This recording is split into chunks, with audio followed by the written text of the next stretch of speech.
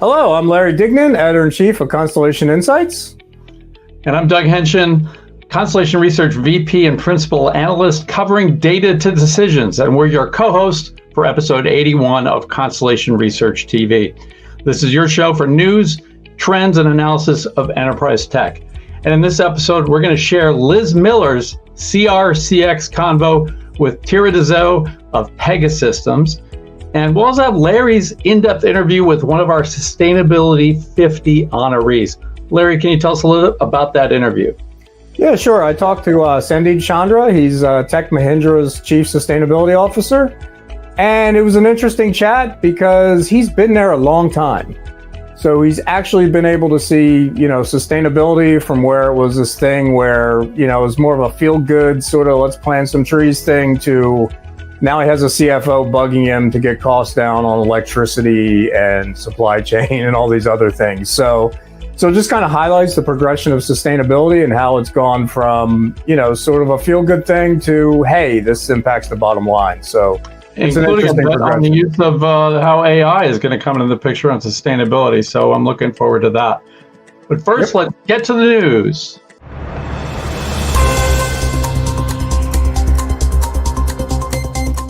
All right, so news and analysis. We have a couple interesting trends going on. One is the fascination with AI servers and how they're cool again. And Dell's reporting, HP's reporting earnings soon. Lenovo's been talking AI servers. Supermicro, if you've been following the stock market, that thing's gone to the roof and come off a little bit. But it's just fascinating because the server makers are really juggling two things. They're juggling falling sales on the CPU server side, and then, rocket ships on the GPU demand. And it's just interesting to hear them talk about things like liquid cooling and, but all these server makers, with the exception of Supermicro, they all have these other businesses that, some are sucking wind, some are waiting to pick up. And so it's just an odd mix of stuff. But if you said to me 2 years ago that servers would somehow be cool, I'd be a little shocked and, frankly stunned. Yeah, well, it's good to see at least some competition coming into the GPU game. You covered a little bit about the AMD Microsoft tie-up. Any insight on that one? Yeah, that's going to be, let's face it, AMD has made a career for years now as the best number two supplier in the market. With PCs, when Intel was the big dog, AMD was there as a second supplier. Then AMD has actually kind of leapfrogged them. GPUs, a similar story is playing out. So Microsoft Azure is hosting AMD GPU instances, and you're going to see more of that across, the on-premise players as well as the cloud. So AMD is going to be a nice option against NVIDIA. So you're going to have NVIDIA, you're going to have AMD, and then you're going to have all those custom processors from the likes of AWS, Google, Microsoft, all competing for these inference workloads and training workloads. So it's going to be interesting to watch. NVIDIA's basically they've had an open field to run with for the last year or so. And that's going to change in the next few quarters. So yeah, that's what I'm talking about. Really having a credible competitor, because NVIDIA has really had a license to print money and has been the only game in town. But I no doubt we'll see them cool off a little bit, right? Yeah, in theory. But they launched Blackwell, which already has pent up demand. So I think it's going to be interesting to watch, not only from the competition perspective, but also how enterprises and cloud providers mix the older NVIDIA chips like the H100 with the new stuff. Because I do think we're going to get to a point where you're going to start optimizing for cost and performance and all that. And, in some ways, NVIDIA is going to not only compete with the likes of AMD and the other folks, but they're also going to compete with, their older chips, because at some point, good enough is going to be good enough to train these models. Well, very good. Well, when this episode starts streaming, I'll be at the Snowflake Summit in San Francisco, which will be the first big public appearance of new CEO Sridhar Ramaswamy, who replaced former CEO Frank Slootman in February. He had a mandate to really elevate and accelerate Snowflake's AI game. He's already done a lot. There's already a lot of activity under his watch. They partnered with Mistral in March, the LLM provider.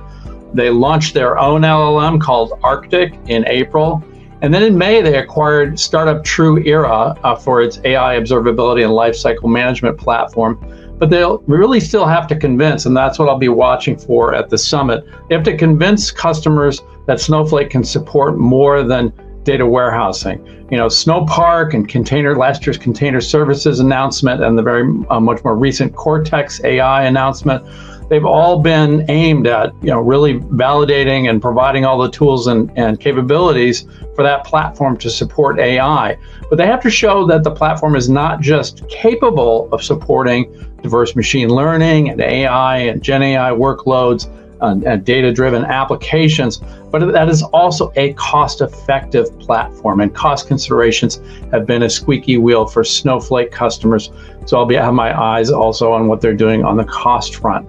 Then the following week, I'll be back in San Francisco for Databricks, the Data and AI Summit. Databricks has been in a very good spot when it comes to its AI credibility, both with the platform capabilities, the customers they've had using that platform. That's really where they started in data science, with being a sort of foundational Spark platform. And then more recently, doing much more with Gen AI. They released in spring the very well-reputed DBRX large language model.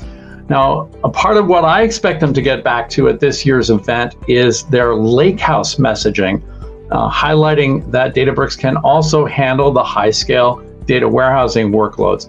Now, we have seen customer adoption for some analytic workloads, but it really has to make the case, sort of the opposite case that Snowflake has to make, that it can handle everything, not just data engineering, data science, and AI, but also those demanding data warehousing scenarios with performance and cost efficiency. So once again, here in June, last year was both in the same week. This time, at least, they're back-to-back weeks in San Francisco. That's part of the reason Snowflake went from Vegas to San Francisco, like the hometown of AI, to help amp up its AI cred. Larry, you've been following and writing about a lot of these developments. Any of your thoughts on the Snowflake Databricks Hatfield-McCoy party here? Well, I would even throw MongoDB into that mix in some ways, because it's fascinating how all these things are sort of converging on each other's turfs to some degree. I think for Snowflake, this conference is critical, largely so the new CEO can kind of outline his roadmap, outline his AI strategy, and not only that, get things out of preview faster. Which is something you complain about a good bit with Snowflake. Yeah. They announce these private previews that last forever. For Databricks, I think they are really set up nicely for not only the customer momentum, but they're sort of viewed as that standard in a lot of ways. And I like what they've done with Mosaic. It's going to be interesting to watch these two converge. One thing that stuck out for me on Snowflake's earnings was, they talked about gross margins taking a bit of hit because they were spending a lot of money on GPUs for training. So it does seem like they're putting their money where their mouth is in terms of, AI and training models. So I think I think this conference is way more important. The next 2 weeks are way more important for Snowflake than Databricks, because Databricks is just it's just got a hold court pretty much. The other thing that fascinates me about these conferences are the customer stories. Because you were at the Databricks conference, last year, and the thing that struck me the most is those customers wonked out on stage. Yeah. I mean, they knew what they were talking about. They were talking about real, very palpably real AI story and getting into Gen AI story. Snowflake has to, the Snowflake pattern has been to announce things, and 12 to 18 months later, they're generally available. That that increment for Databricks is when they announce things, it's generally within 3 to 6 months that they're real. So that's a difference, and Snowflake really has to be walking the walk this year, not just talking the talk. Yeah, it's going to be fascinating to watch. Yeah. Well, that's all the time we have for this week's news summary, but stay tuned for Liz's latest CRCX convo and Larry's in-depth interview with Sustainability 50 winner Sandeep Chandra of Tech Mahindra.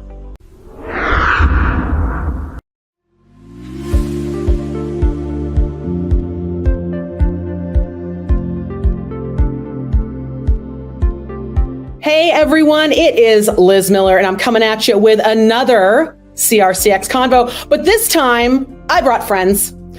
Can't sit there and only talk like literally to myself all the time. Tara, what's going on? I'm so glad you're able to join me for this. What's up? I'm so excited to come here and nerd out with you. It's my favorite. We're so going to do this. This is so good. Because you know what? There's this weird rumor. I don't know if you've heard this. There's this thing that's going around. Sure. I gotta try to figure out how you actually say this because you can pronounce it differently. Called AI. Oh, sure. Yeah. It's that thing. I don't know if you've heard. Yeah. It's like super a thing now. AI, generative AI, very specifically. Because I think Pegasystems is a really good example of this, of organizations that have been working with AI and ML for a very, very long time. Yes. Right? Like you have a very long track record of this. Like this was nothing new. It was like the thing that was new and the thing that's been new for a lot of folks has been this generative AI conversation. Yes. So can you dig in a little bit when it comes to generative AI as opposed to, I mean, really, if I'm being honest, probably one of the first times I saw a marketing use case where AI and ML was being utilized for those rapid next best recommendations, next best action, next best communications was actually with Pegasystems, right? So again, nothing new. That's our sweet What's spot. new now that we talk about generative AI? Like if we were to demystify it for folks, what is the new? Yeah, I think the way that we're seeing things play out is really because when you think about how an organization is, right, you've got these sort of little functional areas, and maybe one group is like, yes, all in on Gen AI, and another group that they work with is like, I don't know, I want to kind of do it the old way. So I think with generative AI, one way that we're seeing this play out, especially for marketers, is that they're utilizing it in new ways to figure out how to arrive at those best results, right? I just saw an amazing use case where a client is essentially reducing the amount of touches that they have with their external vendor partners that they use in their marketing stack, because they're able to concept through with generative AI. They're able to say, okay, we want to come through with 10 different email treatments and show you kind of what we're thinking. And then the creative agency comes back and says, okay, here's another round of creative, and it's closer to what the end result that the brand wants, right? Yeah. You don't have to go 10 rounds with your creative agency, and there, you've spent 50 hours of their time. Money. So much money. That's money. Money. Your marketing ops person wants to quit. Right. It's a bad scene, right? But when you have a tool like this, you can essentially scale creative. You can scale interactions, but you can also scale offers and creative and content the same way. Yeah. And I think it also allows everyone to come at this from a level playing field as far as the language that we use in our organization to query things, right? Like customer service calls it one thing, sales calls it another thing, marketing calls it a thing. But now, because we have these generative AI pathways, we can ask our data something about that interaction between us and the customer. We can ask why someone didn't do something.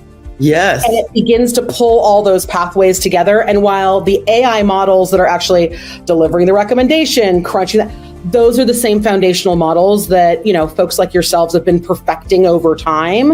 It's that generative AI layer that sits on top that kind of gives us all that level playing field. Absolutely. Where we can talk to each other, which I think is also super cool.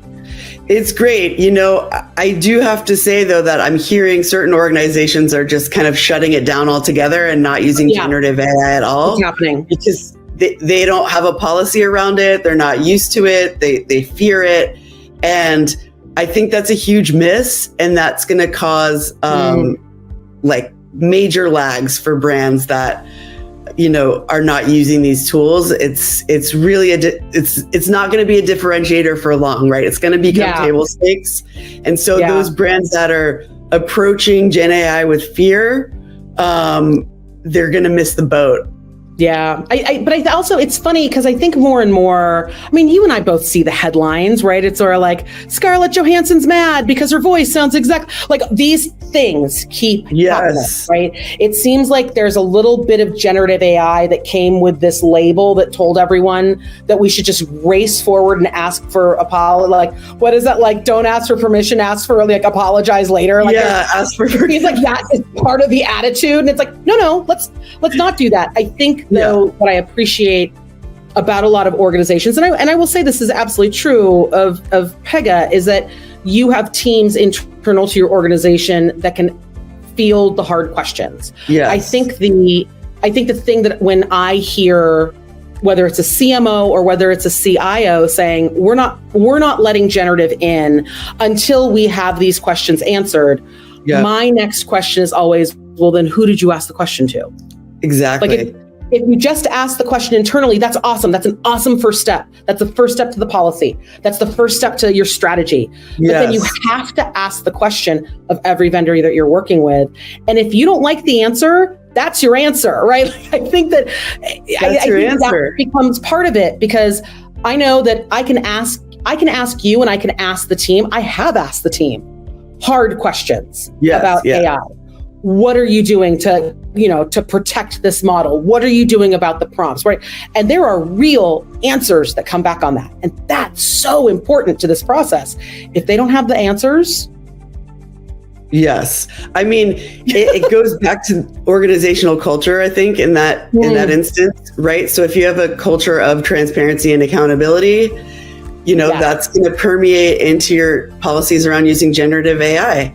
And if you don't, that's also, like you said, that's your answer. Right. Like there's a flag, like there's a flag, there's a color there. Like you need to acknowledge it. We're right around the corner from Pega World, like literally right around the corner from Pega World. Oh my God. We are. So what should we be expecting? Like, what is the experience going to be? What is on the what is on Tara's must not miss list? Yes, there's several things on the must not miss list. So the first one is the Innovation Hub. So the Innovation Hub is like the toy store where you can go in and test out all the cool toys and figure out which one is the best, which one's going to help you the most. I love that one. And the folks at Pega are so brilliant and fun and funny and smart and great. So interacting with them will just be a joy. So you get to play with cool tech and interact with the people in our Innovation Hub. We have a lot of really good breakout sessions for the product that I work on, specifically Customer Decision Hub. There's going to be some really great brands talking about how they use data from their inbound channels to power their outbound channels. Stop it right now. We're supposed to separate those things, and those two streams are never supposed to meet. But they're meeting. They're getting together. I love it. That's awesome. And I don't know if you've heard of Blueprint at all. It's this amazing technology that we have where you can blueprint some app design, low-code app design. The marketing umbrella is large, and we've got a lot of user experience, UX designers in here. So that's going to be helpful for them. And then I think you're a marketer, right? So you normally stick with the marketing subject matter. Totally. I would be like, here's my marketing track. Let me go is there anything that's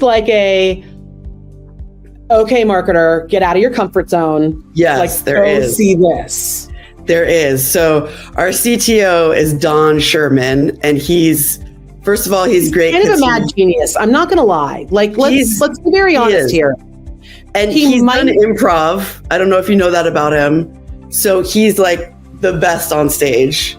But he's going to be talking about, in one of the keynotes, real-time optimization. Okay. And I honestly think that that's the critical differentiator for businesses going forward.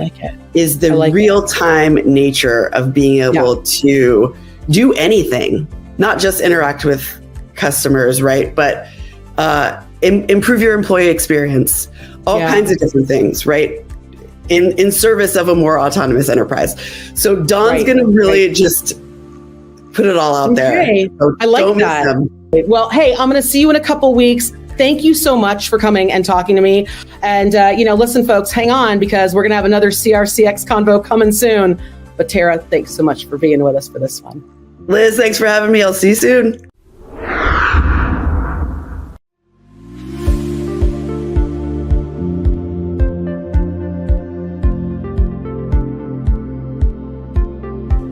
Hi, I'm Larry Dignan with Constellation Insights, and we're here with Sandeep Chandna. He's Chief Sustainability Officer at Tech Mahindra.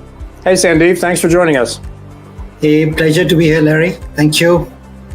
So, first off, welcome to the Sustainability 50 at Constellation Research.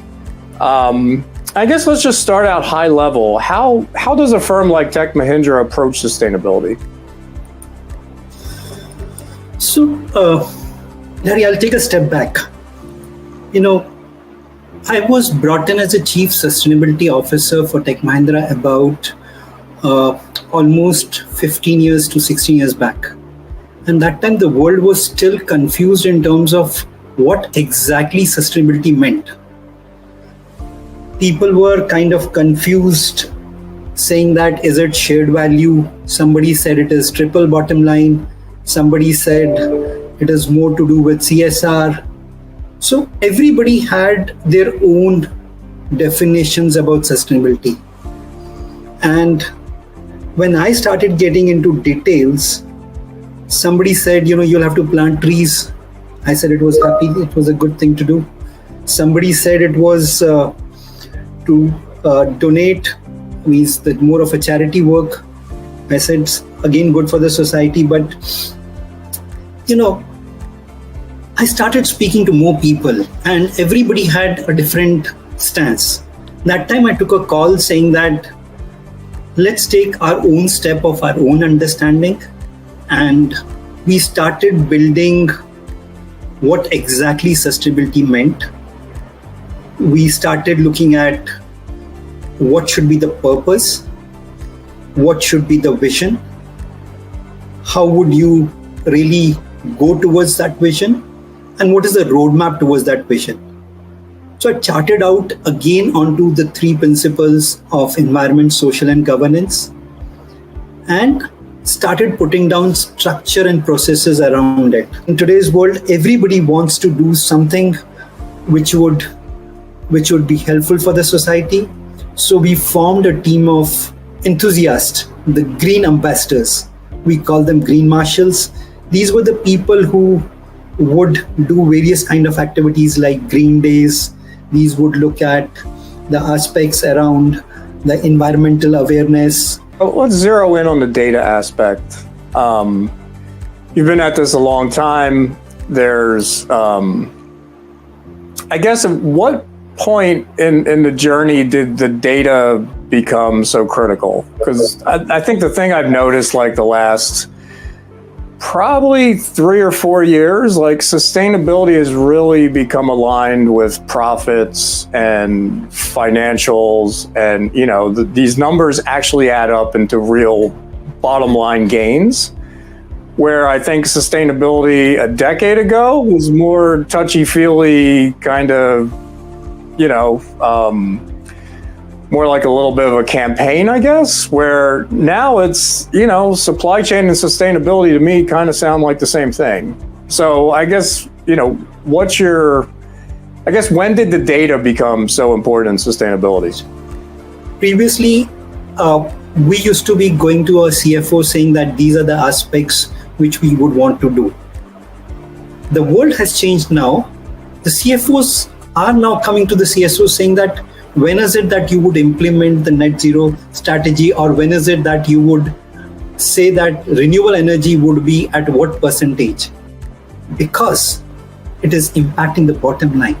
Today, the profitability itself is linked to the ESG that we speak. So that is a place where the whole transition has changed in the last 3 to 4 years, what you really mentioned. So it takes some time to get the right data into place so that you could get it assured. And that itself took some time for us.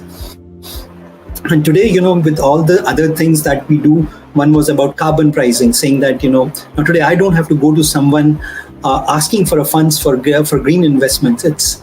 We have a separate pool, and this is a virtual pool where we would be able to see how much of funds we can invest in green, moving to low carbon technology. Oh, I was just going to say, so as far as data points go, when you say you've set your benchmarks and you're tracking, a lot of different emissions and things, does that include scope 3? And I guess what's the data strategy for that? Because that looks like that's a whole different, because then you're looking at your suppliers and their suppliers, and it looks a lot more complicated. Yes, absolutely. And Larry, another important aspect, today world is confused about the scope 3. Today, if you ask someone, when I've been speaking to people that, which are the 15 categories, there is a lot of confusion. Means simple questions like, if there is a leased building, where would you take that data to be? So those are the kind of confusions in the market. But then, how we really looked at is first is involving our supply chain into it. This was the first thing that we did.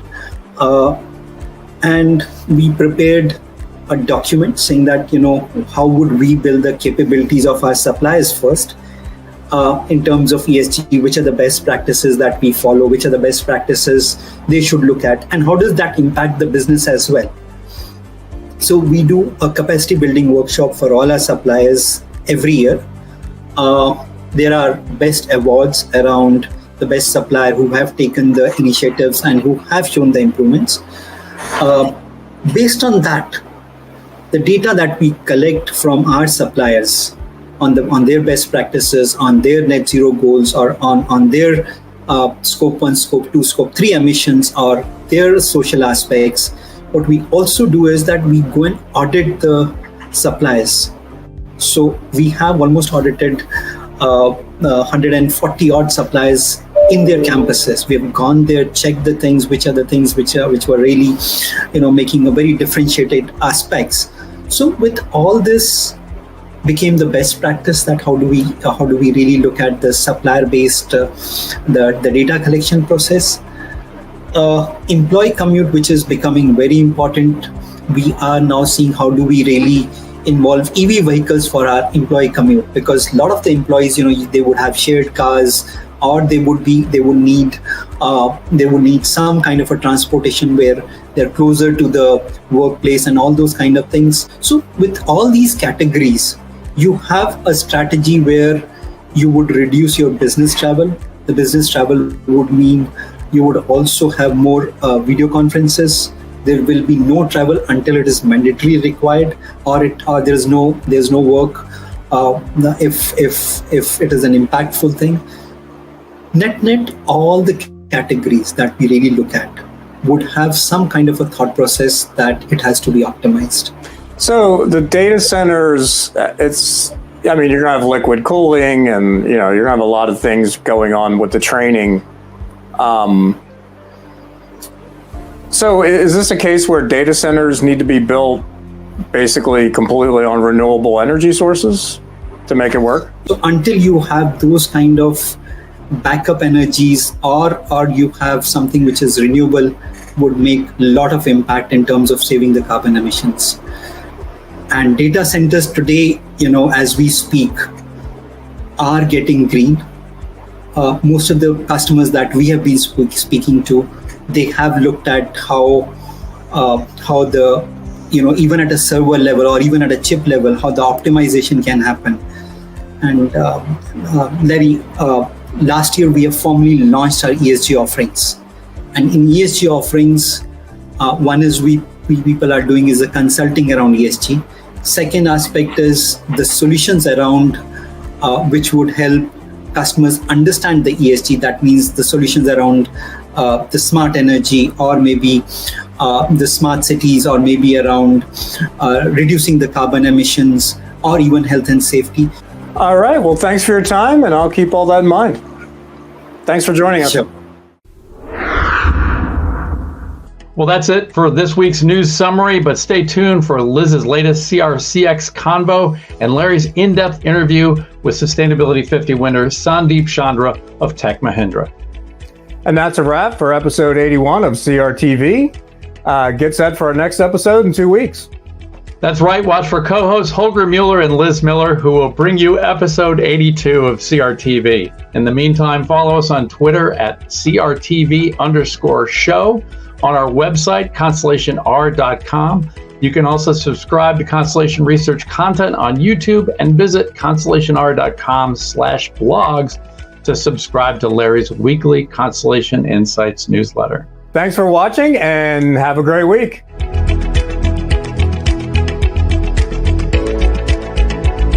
I just ran up here after making egg noodles because my dog won't eat, so I'm just trying all sorts of different things to try to do. You're making your dog egg noodles?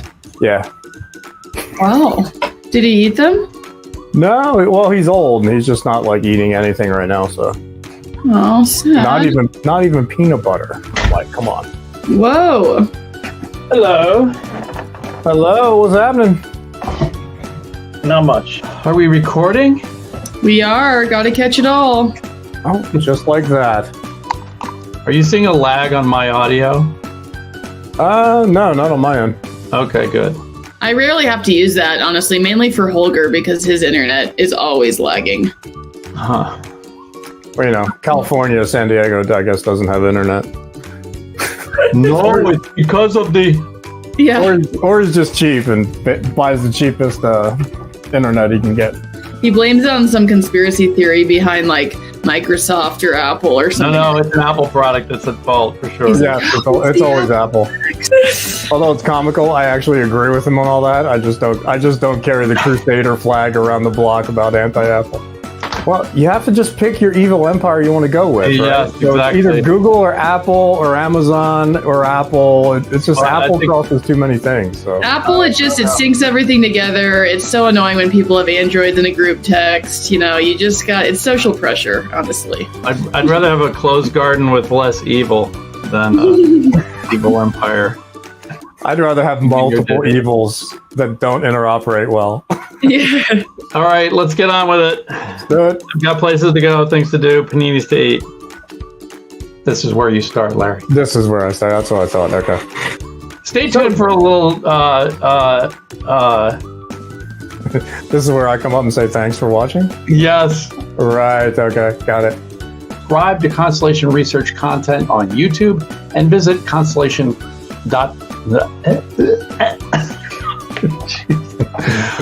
That's a lot. We're going to balance this out, Larry. I'm going to give you a little bit more of this blather. I'm going to start again.